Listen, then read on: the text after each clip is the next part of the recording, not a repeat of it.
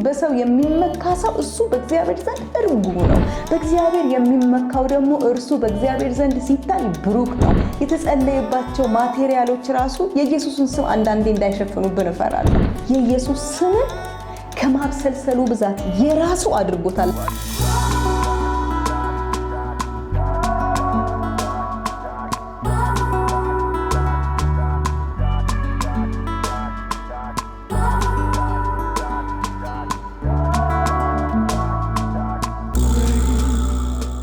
ሰላም የተወደዳችሁ እንዴት ናችሁ? እኔ በጣም ደህና ነኝ፣ እግዚአብሔር ይመስገን። ዛሬ እግዚአብሔር ጸጋ ረድቶኝ በፊታችሁ የእግዚአብሔርን ቃል ይዤ መጥቻለሁ። ይሄ ይራራል ሚዲያ ነው። የእግዚአብሔርን ምህረትና ቸርነት የምንነጋገርበት ሚዲያ ነው። ዛሬም እግዚአብሔር ረድቶን ምህረቱን ልናገር በፊታችሁ መጥቻለሁ። ጌታ ኢየሱስ ክብሩን ሁሉ ጠቅልሎ ይውሰድ። የእግዚአብሔር ቃል ሲናገር በመዝሙር 119 ቁጥር 97 ላይ እንደዚህ ይላል፣ አቤቱ ሕግህን እንደምን እጅጉን ወደድኩት፣ ቀኑን ሁሉ እርሱ ትዝታዬ ነው። አይገርማችሁም?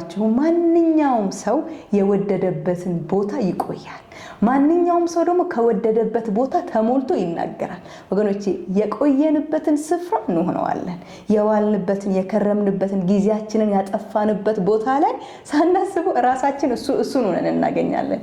ለምሳሌ እኔ አንድ ጓደኛ ነበረችኝና ስታወራ ትንተባተባለች። ቃላት የሚደጋገሙ ሰዎች እና ከሷ ጋር ረጅም ጊዜ ከመኖሬ ብዛት አንዳንድ ጊዜ ከሚገርማችሁ ነገር እሷ እንደምትለው ቃላቴ ሲደጋገም ራሴን አግኝቼው አውቃለሁ። እና ሰው የመልመዱ ባህሪ በጣም ከፍተኛ ነው። ሰው ደግሞ ለማዳ ነው በባህሪው እና የዋለበትን ስፍራ፣ ጊዜ ያሳለፈበትን ስፍራ፣ የቆየበትን ስፍራ ሰው ይሆነዋል። እና ዳዊት እዚህ ጋር ሲናገር ወድጄዋለሁ ይላል። ምን ሕግህን በጣም ወደድኩት፣ እሱን ደግሞ ትዝታዬ ነው። በቃ አሰላስለዋለሁ። አያችሁ፣ ትዝታ ይሆነዋል። ሲውል፣ ሲቀመጥ፣ ሲነሳ፣ ሲሄድ ዳዊት እግዚአብሔርን ቃል ይጫወተዋል። ለምን ቆይቶበታል፣ ለምን ጊዜ አጥፍቶበታል፣ አብሮት አሳልፏል ረጅሙን ጊዜ። እና ወገኖቼ የቆየንበትን ስፍራ ነው የምንሆነው። የዋልንበትን ቦታ ነው የምንሆነው። ምን ላይ ነው የዋልነው? የእግዚአብሔር ቃል ሲናገር እንደዚህ ይላል፣ ስለ ልባችንን የእግዚአብሔር ቃል እንግዲህ የእግዚአብሔር ቃል ዘር ነው ወገኖቼ፣ ይበቅላል፣ የሚበቅል ነው። እና ስለሚበቅል የእግዚአብሔርን ቃል አንብበነው ተሞልተነው አሰላስለነው ሌላ ነገር ከአንደበታችን ልናወጣ አንችልም። መፍትሄ ችግርም ምንም ሲያጋጥመን መፍትሄ የምናወጣው ከዛው ካሰላሰልነው ከወደድነው ከዋልንበት ስፍራ ነው። ሰው በራሱ ከዋለበት ቦታ፣ ከኖረበት ቦታ፣ ካሳለፈው ቦታ ነው መፍትሄ ይዞ የሚመጣው። እና የት ነው የዋልነው? አንዳንድ ጊዜ እስኪ ዝም ብላችሁ ራሳችሁን አስቡ። ችግር ሲያጋጥማችሁ ኦር ደግሞ ደስተኛም ስትሆኑ ምንም ስትሆኑ መፍትሄ ከየት ነው የምታወጡት? የዋልንበት ቦታ እሱ ያወጣ ነው መፍትሄ ይናገራል። የዋልንበት ቦታ ንግግራችንን ቃኝቶታል። የዋልንበት ቦታ ሐሳባችንን በጣም አስተካክሎታል። ወገኖቼ የዋልንበትን ቦታ ነው የምንመስለው። ጊዜ ያጠፋንበት ቦታ ላይ ከሱ ነው የተሞላ ነው። ጊዜያችንን ያጠፋነው ቦታ ሞልቶናል። ወደድንም ጠላንም ጊዜያችንን ያጠፋንበት ቦታ ሞልቶናል። ግን እኔን ጥያቄ ያለኝ ልባችንን ለየትኛው መሬት ነው ለም ያደረግነው? ለየትኛው ዘር ነው ልባችን ለም የሆነው? ለእግዚአብሔር ቃል ልባችን ለም ይሁን በኢየሱስ ስም። ምቹ መሬት ይሁን። ለእግዚአብሔር ቃል ልባችን ምቹ መሬት ይሁን።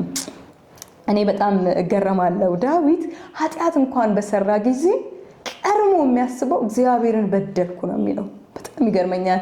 ነብዩ ናታን ወደ ዳዊት መጥቶ ኃጢአት እንደሰራ ሲነግረው እግዚአብሔርን በደልኳል። አይገርማችሁም? እና ይሄንን እያሰብኩኝ ይሄን ቃል ሳሰላስል እንደዚህ ተሰማኝ። ዳዊት ረጅሙን ጊዜ ከእግዚአብሔር ጋር ያጠፋ ሰው ስለሆነ ሰው አይደለም በአእምሮ ቀድሞ የሚመጣለት እግዚአብሔር ነው። ለምን? ረጅሙን ታይሙን ያሳለፈው ከእግዚአብሔር ጋር ነው። ወገኖቼ ረጅሙን ጊዜያችንን ከሰው ጋር የምናጠፋ ከሆነ ምንም ነገር ስናደርግ ሰው ሐሳባችን ውስጥ ቀድሞ የሚመጣው ሰው ነው። በጌታ በኢየሱስ ስም ግን ረጅሙን ጊዜያችንን ከእግዚአብሔር ጋር የምናሳልፍ ከሆነ፣ ረጅሙን ጊዜያችንን ግን ከእግዚአብሔር ጋር የምናጠፋ ከሆነ በደልም ሆነ ደስታም ሆነ መጀመሪያ አይምሮአችን ውስጥ የሚመጣው እግዚአብሔር ነው። ለምን? በእኛ ህይወት ውስጥ የበላይ ያደረግነው ሁሉ ክፍላችንን እንዲቆጣጠር ያደረግነው እግዚአብሔር ስለሆነ ማለት ነው። ወገኖቼ የእግዚአብሔር ቃል ሲናገር በኤርምያስ ምዕራፍ 17 ላይ እንደዚህ ይላል፣ በስጋ ለባሹ የሚደገፍ እሱ እርጉም ነው የሚለው።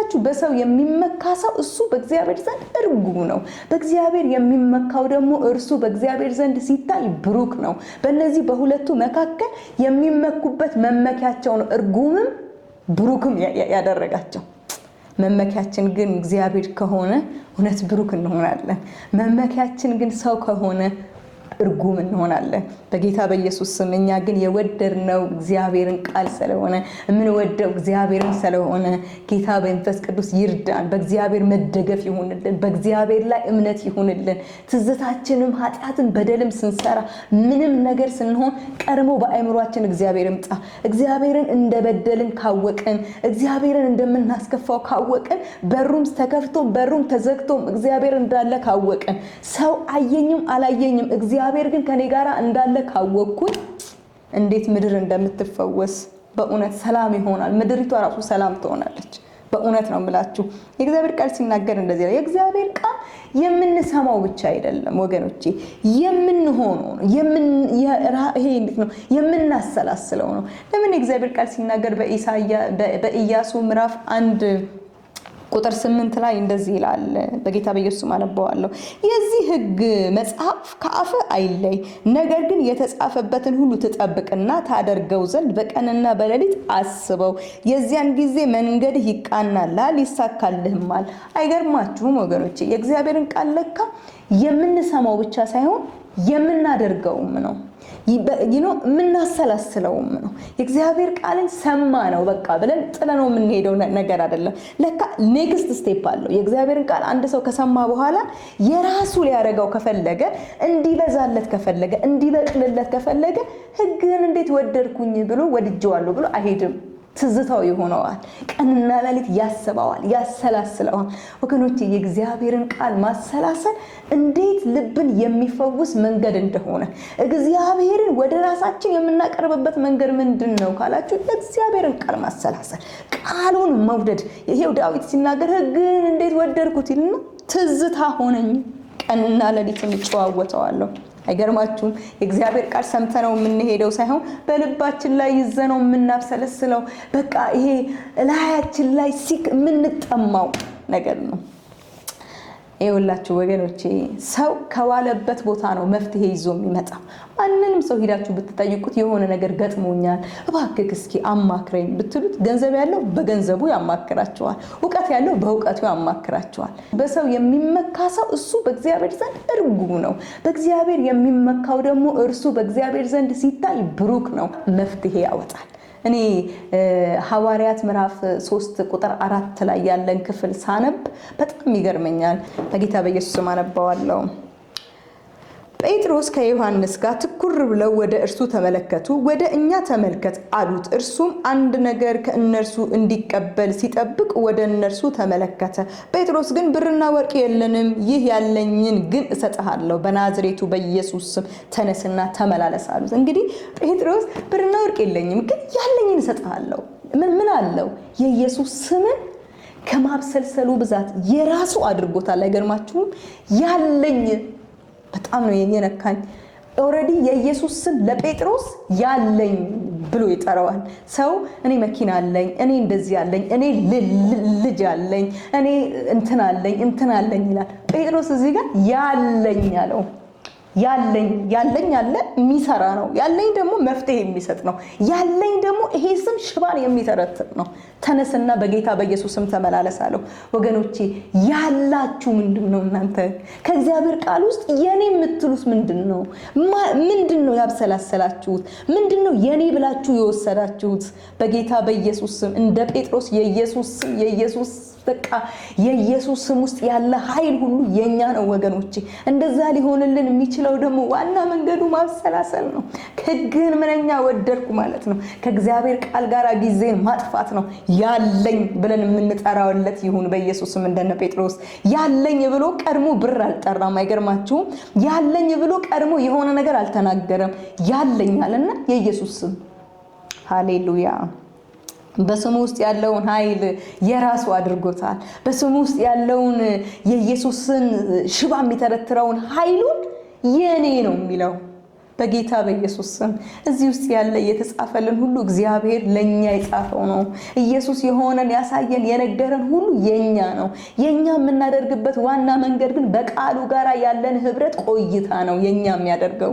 ትዝታችን ስናደርገው ነው። ለምን ትጠብቀው ዘንድ አይገርማችሁም? ኢያሱ ትጠብቀው ዘንድ መጠበቅ አለ። በቃሉ ውስጥ ቁጭ ብሎ የእግዚአብሔርን ቃል ሰምተን ስናሰላስለው ያንን ነገር ነው የምናደርገው። ከቃሉ ጋር ጊዜ ማጥፋት ያለኝ ብለን እንድንጠራው ያደርገናል ማለት ነው። ሰዎች አሁን ለምሳሌ በጠና ይታመማሉ። በበሽታ በታመሙ ጊዜ ያለኝ ብለን የምንሰጣቸው መፍትሄ ምንድነው? ኢቭን እንኳን የተጸለየባቸው ማቴሪያሎች ራሱ የኢየሱስን ስም አንዳንዴ እንዳይሸፍኑብን እፈራለሁ። ለምን ቀድመን ከስሙ ኃይል አውጥተን ብንጸልይላቸው ብዬ እመኛለሁ። ለምን አንዳንድ ጊዜ አንዳንድ ነገር ላይ ኦቨር ዲፔንድ ስናደርግ እዚህ ጋር ያለውን ነገር ሚስ እንዳናደርግ እንደውችን አበክሬ ማለፍ ስለምፈልግ ነው። በኢየሱስ ውስጥ ያለ ስም ለኛ በጣም ኃይላችን ነው ወገኖቼ። በኢየሱስ ውስጥ ያለ ስም ለኛ ጉልበታችን ነው። በኢየሱስ ውስጥ ያለን ስም በማሰላሰል አብረን ጊዜ በማጥፋት የኔ ልንለው እንችላለን። ካለን ማቴሪያሎች ካለን ነገሮች በሙሉ የኢየሱስ ስም ኃይል አለው። በመዝሙር ምዕራፍ 1:1 ላይ ስለ ምስጉን ሰው ያወራል። የእግዚአብሔር ቃል ሲናገር እንደዚህ ይላል፣ ምስጉን ነው በክፉዎች ምክር ያልሄደ፣ በኃጢአተኞች መንገድ ያልቆመ፣ በዋዘኞች ወንበር ያልተቀመጠ ይልና ነገር ግን በእግዚአብሔር ሕግ ደስ ይለዋል። አይገርማችሁም? ይሄ ምስጉን ሰው መደሰቻውን እግዚአብሔር ጽፎለታል። ይሄ ምስጉን ሰው እግዚአብሔር አንድ ሰው ምስጉን ነው ብሎ አይተውም፣ የሚደሰትበት አለው። አይገርማችሁም? ምስጉን ያደረገው መደሰቻ አለው። በእግዚአብሔር ሕግ ደስ ይለዋል። ሕጉን በቀንና በሌሊት ያስባል። አይገርማችሁም? ይሄ ሰው ምንድነው? ምስጉን ነው። እግዚአብሔር ይሄን ሰው ምስጉን ብለው ሲጠራ ኢቭን የሚደሰትበት እንኳን አለው። በእግዚአብሔር ሕግ ምን ያደርገዋል? ሕጉን በቀንና በሌሊት ያስባዋል። ይህ ሰው ምስጉን ነው። ሕጉን አሁን አንዳንዴ እሺ የእግዚአብሔርን ቃል አስቡ፣ የእግዚአብሔርን ቃል ሜዲቴት አድርጉ። ምን ላስብ ካላችሁ ወገኖቼ የምታስቡትን እግዚአብሔር ቃል እዚህ ጋር ያስቀምጦታል። እንግዲህ በፊልጵስዩስ ምዕራፍ 4:8 ላይ እንደዚህ ይላል፣ በቀረውስ ወንድሞች ሆይ እውነተኛ የሆነውን ነገር ሁሉ፣ ጭምትነት ያለበትን ነገር ሁሉ፣ ጽድቅ የሆነውን ነገር ሁሉ፣ ንጹህ የሆነውን ነገር ሁሉ፣ ፍቅር ያለበትን ነገር ሁሉ፣ በጎነት ቢሆን ምስጋና ቢሆን እነዚህን አስቡ። አይገርማችሁም? እግዚአብሔር ቃል ሲናገር የምናስበውን እንኳን ይናገራል እግዚአብሔር ቃል። እነዚህን አስቡ። ምን እናስብ ጌታ ሆይ? እውነት የሆነበትን ነገር ሁሉ። አይገርማችሁም? ለካ ይሄ መታሰብ ለካ ይቻላል። ምን ላስብ? አይምሮዬ እንዲፈወስ ምን ላስብ? እውነት የሆነበትን ነገር አስብ። ጭምትነት ያለበትን፣ ጽድቅ ያለበትን፣ ንጹህ የሆነውን፣ ፍቅር ያለበትን ይልና በጣም የገረመኝ ወገኖች መልካም ወሬ ያለበትን። እኔ እዚህ ጋር ራሳችንን ቼክ እንድናደርግ እፈልጋለሁ። ልባችን ለየትኛው ነገር ነው የሚሳበው? ለመልካም ወሬ ነው የሚሳበው ወይስ ኔጌቲቭ ነገር ስንሰማ ነው አረባክ እያለን የምንሰማው? በጌታ በኢየሱስ ስም ይሄ ከቅዱሳን ላይ ከኛ ላይ ይሄ ይመታ። በእውነት የእግዚአብሔር ቃል ሲናገር መልካም ወሬ ያለበትን፣ መልካም ነገር ያለበትን አስቡ። መልካም ወሬ ያለበትን ማሰብ ባይዘው ከብዙ ነገር መልካም ከብዙ ነገር በጣም መልካም ነገር ነው። መልካም ወሬ ያለበትን አስቡ ወገኖቼ። ልንገራችሁ አሁን ላይ ለምን እንደሆነ አላውቅም፣ ውስጣችን ክፉ ወሬ ከመግባቱ ብዛት የተነሳ ያየነውን ነገር በሙሉ በኔጌቲቭ ኢነርጂ ነው የምንተረጉመው። አሁን እስኪ የሆነ ነገር ብናይ ቀናው ነው ቀድሞ የሚመጣልን ወይስ ክፋቱ ነው ቀድሞ የሚመጣልን? እግዚአብሔር ቃል ሲናገር መልካም ወሬ ያለበትን አስቡ ነው የሚለው። አያችሁ፣ ክፉ ወሬ ያለበት ነገር ሰዎችን እንኳን ሚስ አንደርስታንድ እንድናረጋቸው ያረገናል። ወደን እኮ አይደለም፣ ግን ኦሬዲ ቀድሞ የሰማናቸው ኔጌቲቭ ወሬዎች ጥቅጥቀው ስለሆነ አይምሯችን ውስጥ ስንመለከትም በዛኛው መነጽር ነው የምናየው። መልካም ወሬ ግን ያሰበ ሰው፣ መልካም ወሬ የተሞላ ሰው ግን ሲመለከት ቀድሞ ክፋቱ የዛ ሰው መጥፎነት አይመጣለትም። አይምሮ ቀድሞ ለመልካም ነገር ሬዲ የሆነ ነው። አንዳንዱን ነገር ለምን በክፉ እንደምንተረጉመው የገባብን ክፉ ወሬዎች በስተዋል ማለት ነው። እግዚአብሔር ይርዳን። በእውነት የእግዚአብሔር ቃል ሲናገር ፍቅር ያለበትን ነገር አስቡ፣ ፍቅር ያለበትን ሁሉ ነገር አስቡ ይልና ነው። መልካም ወሬ ያለበትን ፍቅር ያለበት ነገር ነው በጣም ኢምፕረስ የሚያደርገን ወይስ ክፉ ወሬ ያለበት ነገር ነው ኢምፕረስ የሚያደርገን? የእግዚአብሔር ቃል ግን እነሱ ነገሮች እንደሚጎዱን ይናገራል። ለምን? በጣም ብዙ ክፍል ላይ ከምትሰሙትና ከምታዩት ተጠበቁ ይላል የእግዚአብሔር ቃል። ወገኖች ያያችሁ የምንሰማውና የምናየው ነገር በልባችን ውስጥ ገብቶ የሚያደርገንን ነገር እግዚአብሔርም ያውቃል፣ እኛም እናውቃለን። ለምን? ክፉ ወሬ በጣም የሰዎችን ማይንድ የማበላሸት በጣም አቅም አለው። ለምን? ምንጩ ከየት እንደሆነ እናውቃለን። እንግዲህ እግዚአብሔር ቃል ሲናገር መልካም ወሬ ያለበትን አስቡ ካለ ክፉ ወሬ ምንጭ አለው ማለት ነው። እንግዲህ የመልካም ወሬ ምንጭ የፍቅር ምንጭ እግዚአብሔር ከሆነ የክፉ ወሬ ምንጭ ደግሞ ዲያብሎስ ነው። ዲያብሎስ ደግሞ መልካሙን ወሬ ስንሰማ የእግዚአብሔር ፕሬዘንስ የእግዚአብሔር ሕልውና እንደሚከበን ሁሉ ልክ እንደዚሁ ክፉን ወሬ ስንሰማ ምንጩ ዝም ብሎ ወሬውን ብቻ አይለቅልንም፣ ፕሬዘንሱንም አብሮ ነው የሚለቀው። ስለዚህ ውስጣችንን በኔጌቲቭ ኢነርጂ በክፋት ይቆጣጠረዋል። ወገኖቼ አንድ ነገር ልንገራችሁ፣ በእውነት አይምሮአችን እኮ ክፉ ነገር ማሰብ ጀመረ። እንደዚህ ትለኝ ይሆን፣ እንደዛ ትለኝ ይሆን፣ እንደዚህ ትለኝ ይሆን ያልነው እኮ ሰዎች ብለውንም ላይሆን ይችላል። ቀድሞ የገባው ክፉ ወሬ ግን ይሄኛውን ነገር ተርጉሞታል። በጌታ በኢየሱስ ስም የመተርጎም መንፈስ የተመታ ይሁን። በእውነት ውስጣችን ተቀምጦ ያለ ክፉ መንፈስ ይሄ ነገሮችን አንደርስታንድ እንድናደርግበት በክፉ ነገር አንደርስታንድ እንድናደርግ ያደረገን ክፉ ነው ወገኖቼ። ለቆብናል፣ ፕሬዘንሱ ለቋል። በወንድማማቾች መካከል ክፉ ወሬ ተሰራጭቷል። እግዚአብሔር ይሄንን ከመካከላችን ነቅሎ ያውጣው። የእግዚአብሔር ቃል ሲናገር ግን እሱን አታስቡ፣ መልካም ወሬ ያለበትን አስቡ አለ። ለምን? ክፉ ወሬ ምንጩ እግዚአብሔር አይደለም። ለምን? የእግዚአብሔር ቃል ሲናገር እንደዚህ ይላል፣ ነገርን ከራሱ ፈጥሮ ያወራል። ውሸታም ነው፣ የውሸታም አባት ነው፣ ነገርን ከራሱ ፈጥሮ ያወራል ይላል። አያችሁ፣ አባት አለው። የክፉ ወሬ አባት አለው፣ የውሸት አባት አለው። ሶርሱ ዲያብሎስ ነው። ነገርን ከራሱ ፈጥሮ ነው የሚያወራው። የመልካም ወሬም አባት አለው፣ የፍቅርም አባት አለው። ፍቅር እግዚአብሔር ነው። የመልካም ወሬ ምንጭም እግዚአብሔር ነው። የሰላም ምንጭም እግዚአብሔር ነው። ወገኖቼ የእግዚአብሔር ቃል ሲናገር ይሄንን አስቡ፣ ይሄንን አድርጉ ካለ በኋላ ጳውሎስ እዚህ ጋር እንደዚህ ይላል፣ የሰላም አምላክ ከእናንተ ጋር ይሆናል። አይገርማችሁም? ለካ መልካምን ነገር ባሰብን ቁጥር፣ ከእግዚአብሔር ዘንድ ያለን በጎ ነገር ባሰብን ቁጥር፣ ከሰዎች ጋር በሰላም በኖርን ቁጥር፣ እግዚአብሔርን ፍቅር በተገነዘብን ቁጥር የሰላም አምላክ ከእናንተ ጋር ይሆናል። ኦኬ፣ የሚገርም ነገር ነው ይሄ ንግግር። እሺ የሰላም አምላክ ከኛ ጋር ከሆነ ወገኖቼ ይሄኛውን ነገርሳ ክፉ ወሬ ያለበትን፣ ጥላቻ ያለበትን፣ ተንኮር ያለበትን፣ ቂም ያለበትን፣ ጭምትነት የሌለበትን ነገር ባሰብን ቁጥርስ ዲያብሎስ ከኛ ጋር ይሆናል እኮ። ይሄንን ባሰባችሁ ቁጥር የሰላም አምላክ ከእናንተ ጋር ከሆነ ወገኖቼ ይሄንን ባላሰብን ቁጥር ደግሞ ማን ከኛ ጋር እንደሚሆን ወቁ በጌታ በኢየሱስ ስም። እኛ ግን የሰላም አምላክ ከኛ ጋር ይሆናል። እግዚአብሔር ቃል ሲናገር እንደዚህ ይላል፣ የሰላም አምላክ ከእናንተ ጋር ይሆናል። ሰው ሐሳቡን ነው የሚመስለው ወገኖቼ። ሰው ከተሞላበት ነው የሚያወራው፣ ከተቀዳበት ነው ሰው የሚያወራው። ስለዚህ አንዳንድ ጊዜ ሐሳባችንን ስንመለከተው በጣም ኔጌቲቭ ነገር ተጠቅጥቀን ከሆነ ፕሊዝ ራሳችሁን ፖዝ አድርጉና ምንድነው የተሞላሁት፣ ከየት ነው የቀዳሁት ብላችሁ ራሳችሁን እዩ። ሰው ሐሳቡን ነው የሚመስለው። ሰው ከተሞላበት ነው የሚያወራው። ሰው እይታው የሐሳብ ውጤት ነው፣ አንደበቱም የሐሳብ ውጤት ነው። እኔ አንዳንድ ጊዜ በጣም ያስቀኛል። እኔ እኮ ልቤ ውስጥ ምንም የለም አፌ ነው እንጂ። ኤክስኪውዝ ሚ፣ ልብሽ ውስጥ ያለውን ነው በአፍሽ ያወራሽ። በፍጹም ሰው በልቡ እንዳለው እንደዚያው ነው እንጂ ሰው በልቡ መልካም በአፉ ግን ቆሻሻ ነገር አያወራም። በልቡ ፍቅር ያለበትን ነገር፣ መልካም ወሬ ያለበትን ነገር እያሰበ በአንደበቱ ግን ክፉ ወሬ ያለበትን ነገር አያወራም። ልባችሁን ቼክ አድርጉ ወገኖቼ። በእንደዚህ አይነት ነገር የምትታለሉ ነው ወይ? ምንጩን ቼክ አድርጉት። ከየት ነው እየቀዳችሁ ያላችሁት? ከየት ነው እየተጠጣ ያለው? ቼክ አድርጉት። ምሳሌ 3 ቁጥር 5 ላይ ያዝላል በፍጹም ልብ በእግዚአብሔር ታመን በራስህ ማስተዋል አትደገፍ። አይገርማችሁም?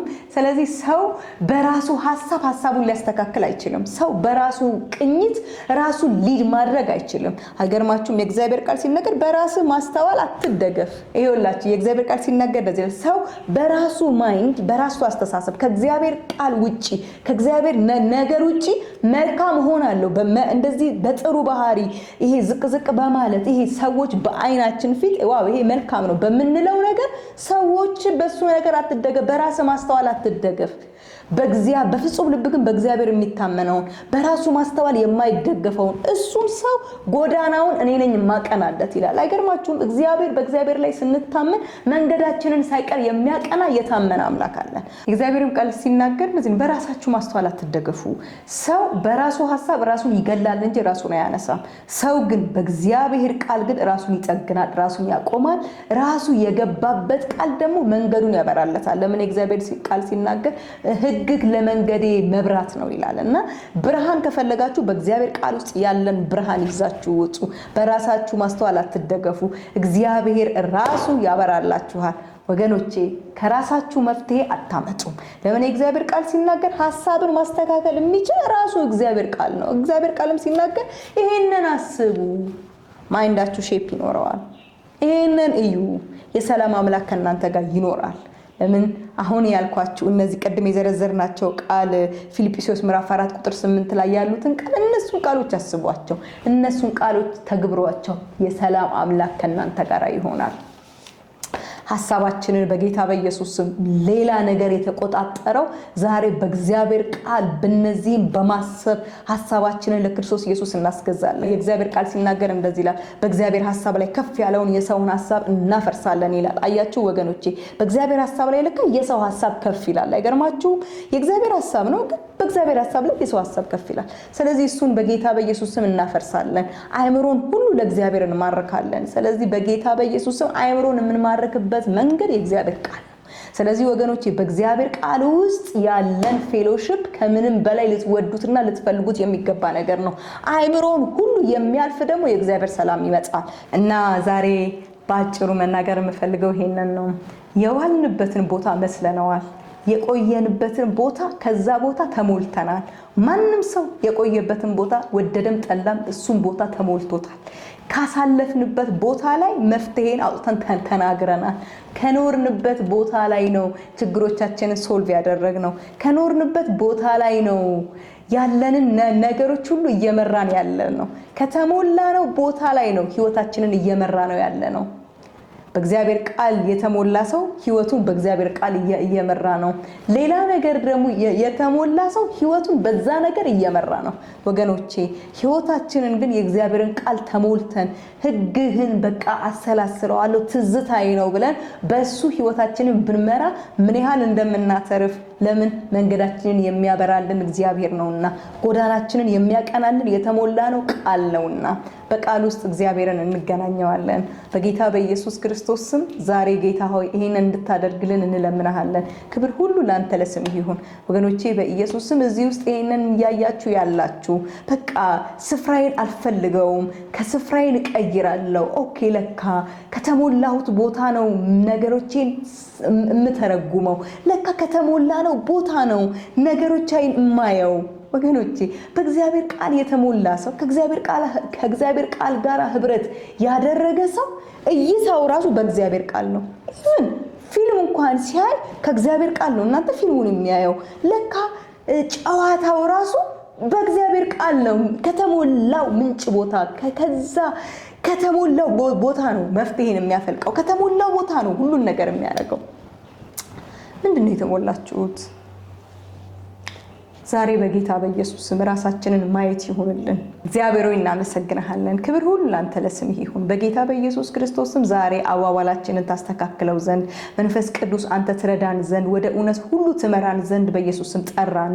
ዛሬ በዚህ ውስጥ ይህንን የሚመለከቱት ይህን ፕሮግራም የሚያዩ እያንዳንዳቸው ቆይታቸው ይቀየር ዘንድ እግዚአብሔር ሆይ ካንተ ጋር የላላ ግንኙነት ጠብቆ ይገኝ ዘንድ ራሳቸውን ደግሞ ይመለከቱ ዘንድ በኢየሱስ ስም ለመንኩ።